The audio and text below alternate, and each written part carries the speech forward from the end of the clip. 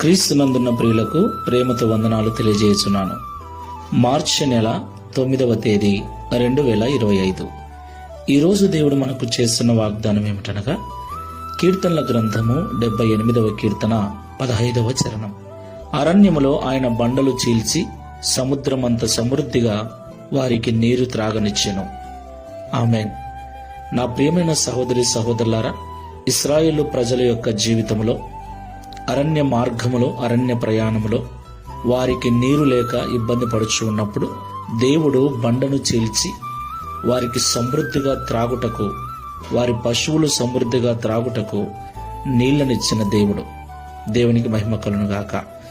ప్రియులారా, ఈ విషయాన్ని మనం ఎన్నడూ మర్చిపోకూడదు.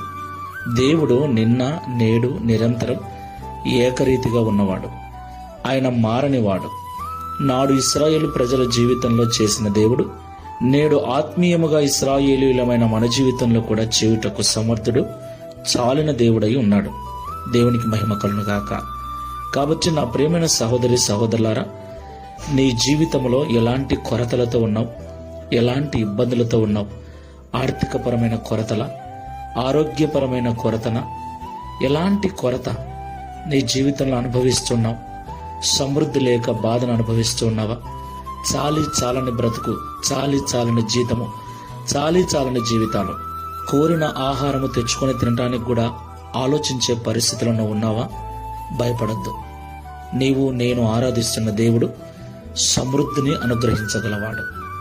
విశ్వాసముతో ఆయన సన్నిధిలో ప్రార్థన చేద్దాం. తప్పకుండా దేవుడు ఆకాశపు వాకిళ్లు విప్పి మనకు కావలసిన ఈవులన్నిటినీ అనుగ్రహిస్తాడు.